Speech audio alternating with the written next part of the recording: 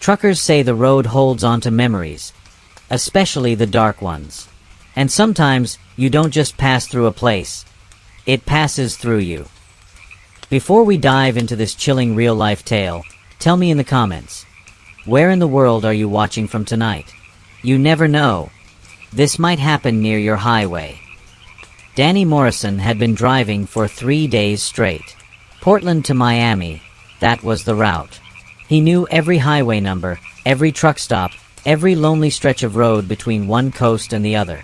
By the time he rolled into Georgia, his eyes were heavy, his back sore, and the dull hum of the road still echoed in his skull like a fading dream.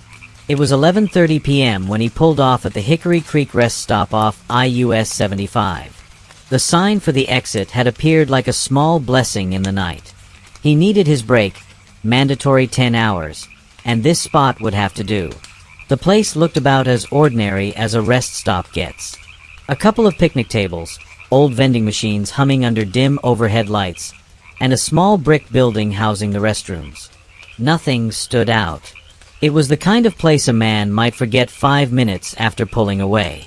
Danny parked his rig near the middle of the lot, away from the few scattered vehicles already there. He noticed one of them right away, a blue pickup truck parked at the far end, tucked in the corner under one of the floodlights. The kind of truck you'd expect to see on a Georgia back road, nothing fancy. Someone was inside, slumped back in the driver's seat. Looked like they were sleeping. He didn't think much of it. People caught a few hours wherever they could. He'd done it himself more times than he could count. There was something about the way that pickup just sat there, though, engine running, windows fogged around the edges, that stuck in his mind for a second longer than it should have. Danny shook the feeling off. He'd been on the road too long. It was time to shut down, set the alarm, and grab what sleep he could. The highway would still be there come morning. He turned off the dashboard, climbed into his sleeper cab, and stretched out in the dark, the hum of the vending machines just barely reaching his ears. Outside, the blue pickup stayed parked, its headlights off, the silhouette inside unmoving. At that moment, Danny thought he was just another tired driver at just another rest stop. He had no idea what the night still had waiting for him. Danny killed the engine, set his alarm for 9:30 a.m., and climbed into the back of his sleeper cab. He'd done this 1,000 times before, backing in, shutting down, letting the silence of night swallow the hum of the road. The air was cool, and the lot had gone still. It should have been peaceful. The kind of quiet a driver earns. He stretched out under his blanket, let his body sink into the mattress, and closed his eyes. For a while, he drifted. Not focused unless you were listening for it. The headlights were off, just like before. But it was the figure inside, the man in the driver's seat, that gave Danny pause. Same position. Head leaning back. Mouth slightly open. Arms limp. Hands resting on his thighs. He hadn't shifted. Not once. Not even a twitch. Danny slowed his step. Now, he'd seen folks asleep behind the wheel plenty of times. Travelers catching a nap. Truckers too stubborn to stretch out in their bunks. Parents too tired to check into a motel. It happened. That wasn't what bothered him. What bothered him was how still this guy was. Too still. Not like sleep. Not like someone lost in a dream. This was different. The kind of stillness that makes you stop mid-step and rethink what your eyes are telling you. Danny stood there for a moment, listening to the faint rumble of the pickup's engine. Watching the man's chest, or trying to. He couldn't tell if it was rising or falling. Couldn't see the breath. Couldn't find the life in him. And for the first time that night, something crawled under Danny's skin. Something small. Uncomfortable. Like an itch behind the eyes. He told himself to keep walking. Do what he came out here to do. He was probably just tired. Seeing things. Making too much out of nothing. But as he turned away, the thought lingered. That man hadn't moved in hours. Not an inch. Not even to shift in his seat. And the longer Danny stood there, the harder it became to ignore. Danny finished up in the restroom, splashing a little cold water on his face before stepping back out into the night air. His breath fogged faintly in the cool Georgia air as he walked slowly back toward his rig, rubbing his arms and blinking the sleep from his eyes. But again, he looked at the pickup. And again, it hadn't changed. Same hum from the engine. Same dashboard lights glowing faintly across the windshield. And that same figure in the seat. Exactly as he'd left him. Danny found his pace slowing. Something didn't sit right. This wasn't about being tired anymore. He couldn't shake the thought, what if the guy needed help? What if something was wrong, and everyone just kept walking by? He told himself he was just going to take a look. Just close enough to see if the man was breathing. That's all. He walked toward the truck. And when he got close enough to see through the windshield, his feet stopped moving. The man's eyes were open. Wide open. Staring straight ahead through the glass, like he hadn't blinked in hours. His head was tilted slightly back against the seat, and there was no sign of sleep in his face. None of the slackness, none of the peace. Just this blank stare, straight ahead into nothing. Danny stepped closer. The man looked middle-aged. Maybe late 40s. Hard to say in that lighting. He wore a plain gray t-shirt. His hands rested palms up on his thighs. Still as the rest of him. His mouth was slightly open, as if he had just started to speak but never got the words out. And there was something in that stare that stopped Danny cold. He raised his hand, waved gently, called out, "Hey, you all right in there?" No answer. He tried again, louder this time. Still nothing. The engine kept running. The soft rumble of it was starting to sound wrong now. It wasn't loud, but it filled the space around the truck in a way Danny didn't like. Like the sound didn't belong to the night, like it was coming from somewhere else. And yet, those eyes never moved. Danny's voice lowered a little, almost to a whisper. "Can you hear me?" The man didn't so much as blink. Danny could feel something shifting in his gut now. A slow, creeping unease he didn't want to admit out loud. It wasn't just that the guy looked strange. It wasn't just the silence. It was the way the whole thing felt frozen, like time around that truck had stopped moving while everything else just kept going. Still, he took another step forward. He was about to speak again. And that's when he realized, getting closer might have been a mistake. Danny stood there, eyes fixed on the man behind the windshield, unsure of what to say next. Then, something changed. The man's head began to turn. Not with the easy motion of someone reacting to a sound or shifting in their seat. No. This was slow, painfully slow, and wrong in a way that Danny couldn't explain. His neck turned inch by inch, like it was stiff, like it hadn't moved in a long time, or wasn't meant to move anymore. There was no hesitation, no emotion, no urgency. Just that gradual pivot, until their eyes finally met. And in that moment, Danny forgot how to breathe. There was nothing behind those eyes. No fear. No confusion. No anger. Just a still, cold vacancy. The kind of emptiness that didn't come from shock or sleep or even death. It was deeper than that. Like the man had been hollowed out, and only the shape of him was left sitting there, staring through the glass. Danny's voice caught in his throat. The man's mouth began to move. No sound came out. His lips worked slowly, deliberately, like he was trying to form words. Maybe he thought he was speaking. But Danny didn't hear anything. Not even a whisper. Just the faint hum of the pickup's engine, and the rasp of his own breath. Then, the man raised his hand. It trembled as he lifted it, fingers twitching like it took everything he had just to move. He pressed his palm flat against the inside of the window. Danny could see it shaking. Not slightly, not like a chill, but violently, uncontrollably. The rest of his body stayed completely still, as if frozen to the seat.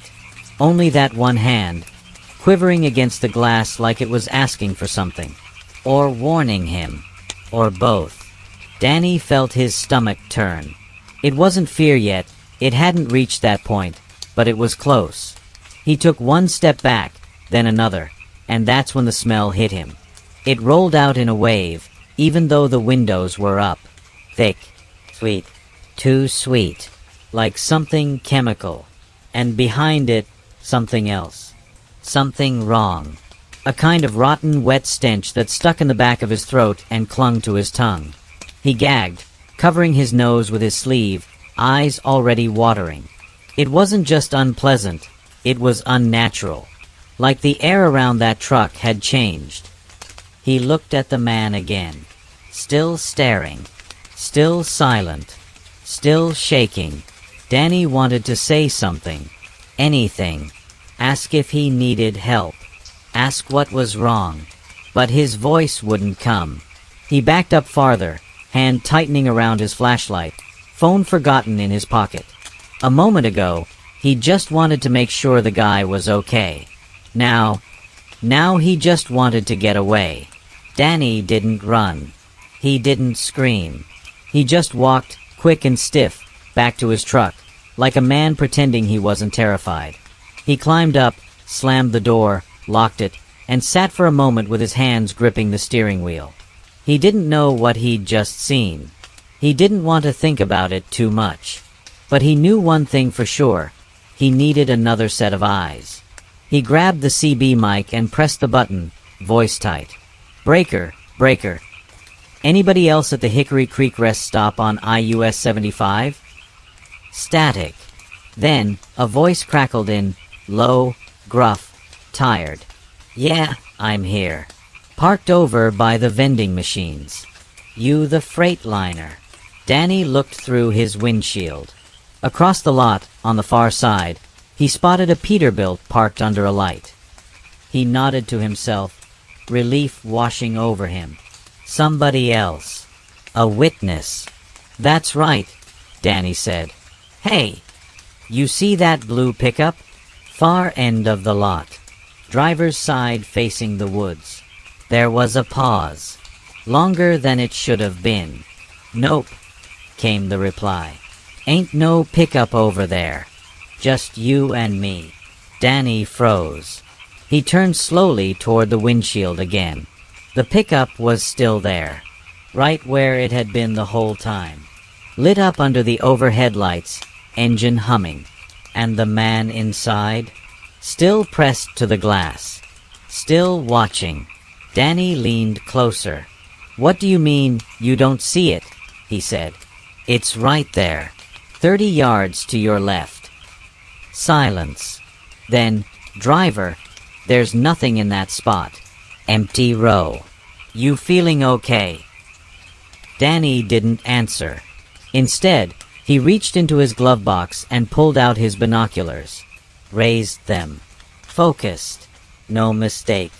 The blue pickup truck was sitting right there, headlights off, engine still running, fog coating the inside of the glass.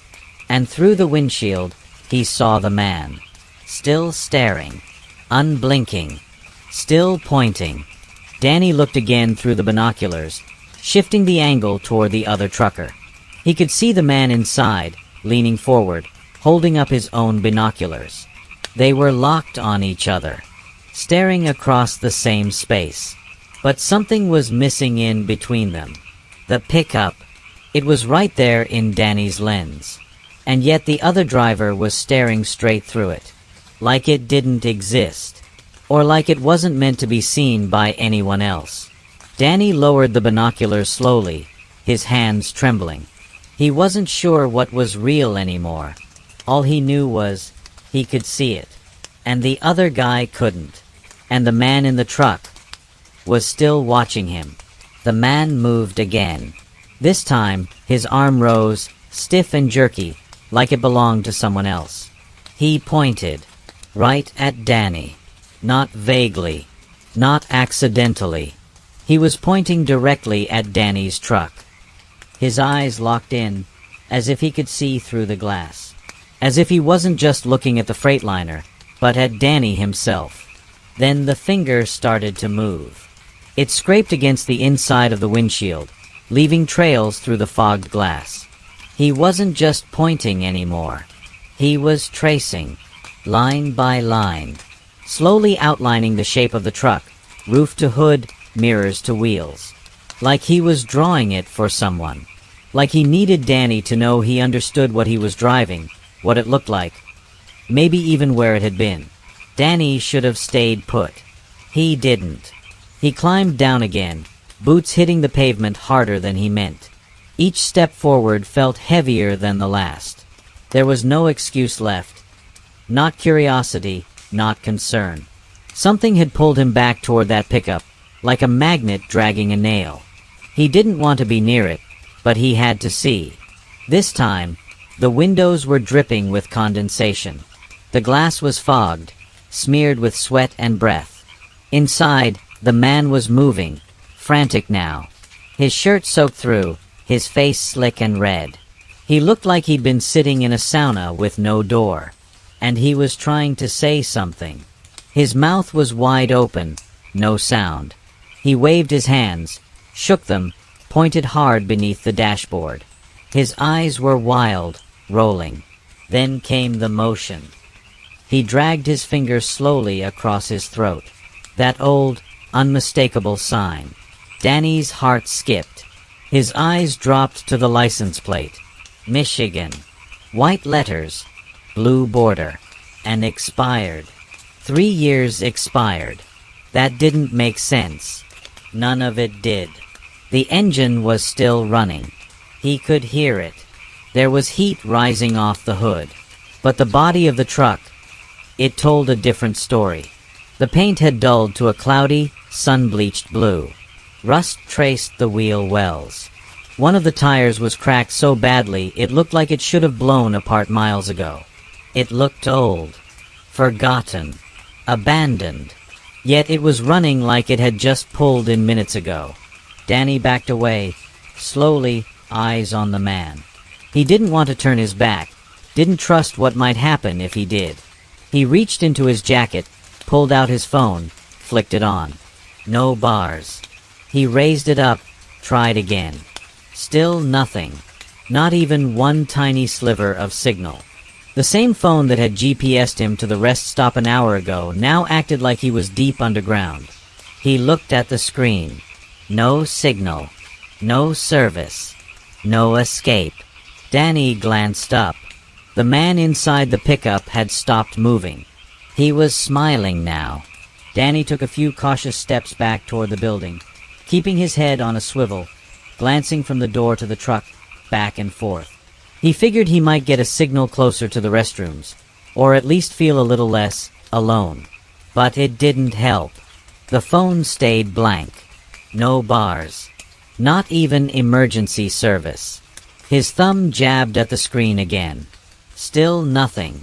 It was as if the entire area had dropped off the grid the moment he stepped out of his cab. The air felt heavier, thicker, like he was trying to breathe through wet cotton. He muttered to himself, more out of habit than belief. Maybe this was just some weird dead zone. Maybe the truck had a busted antenna. Maybe. He turned to check the blue pickup again. Gone. Just like that. One blink, and it was missing. He froze. Squinted. There was nothing there. Not the pickup. Not the man. Not even the wet smudge from the fogged-up glass. The pavement where it had sat for hours looked untouched. Dry. Undisturbed. The gravel along the edge of the lot hadn't shifted. There were no tire marks, no oil drips, no trail of condensation, no sign that any vehicle had ever been parked there. Danny walked toward the spot slowly, eyes wide, every nerve in his body on edge. He got down on one knee, put his hand to the pavement. It was cool, clean, nothing. The space that should have held that decaying, humming, sweat-slick machine was just empty. The engine noise that had rattled in his chest earlier, gone. The smell, gone too. No rot, no chemical sting. The air was normal again, almost cold now. Too quiet. His thoughts ran wild, colliding into each other. Had he hallucinated it? That didn't sit right. He'd seen it, heard it, smelled it. Every detail burned into his memory. That man's face, the eyes, the cutthroat motion, the rust, the license plate. That wasn't imagination. That wasn't some sleepy trick of the brain. Danny didn't go back to the restroom. He ran straight for his truck, climbed into the cab, slammed the door, locked it, then locked it again, just to be sure. He didn't sleep. He sat there, upright in the driver's seat, the key halfway in the ignition, eyes darting between the side mirrors and the windshield, waiting for headlights, movement, anything to reappear. But the lot stayed quiet. Still. Just the occasional whisper of wind through the trees and the metallic tick of his cooling engine. He didn't touch the radio. He didn't reach for his phone. He just waited. The clock glowed red on the dash. Minute by minute. Hour by hour. And the space where the pickup had been, it stayed empty. Too empty. When the sky finally began to lighten, Danny hadn't moved from his seat. His back was stiff, his neck sore, but his eyes had never strayed far from the lot. He watched as the first slivers of sunlight cracked across the pavement, watched the fog thin and the shapes of other rigs roll into view, slow and heavy, like ghosts on wheels.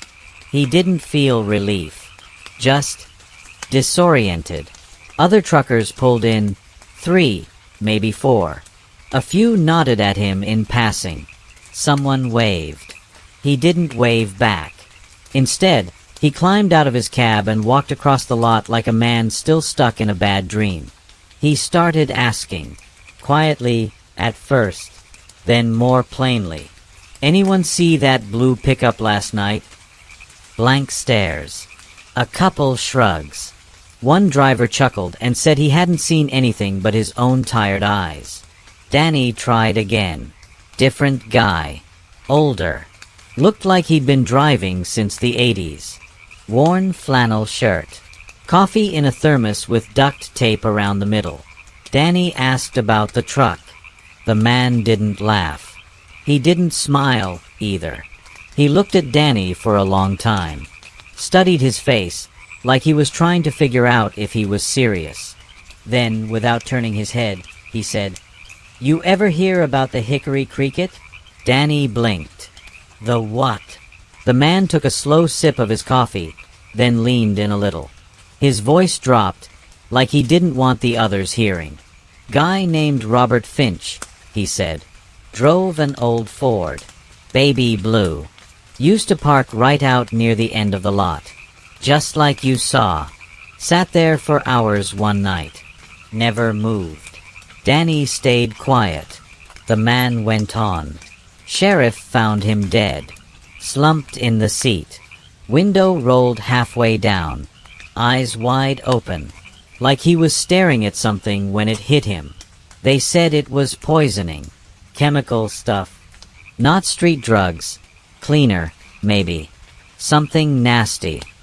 His skin was burned up around the mouth. He looked off toward the tree line. Folks said he was a loner. Kept to himself. Nobody knew what he was hauling.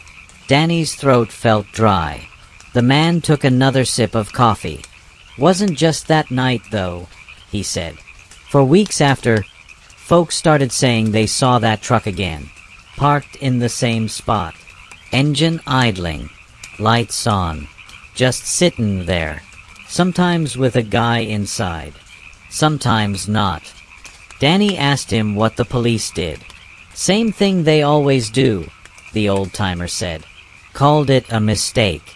Some paperwork mix-up. Claimed people were imagining it.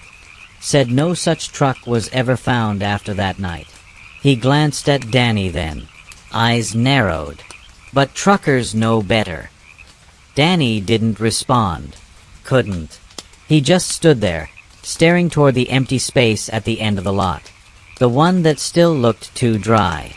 Too clean. Too perfect.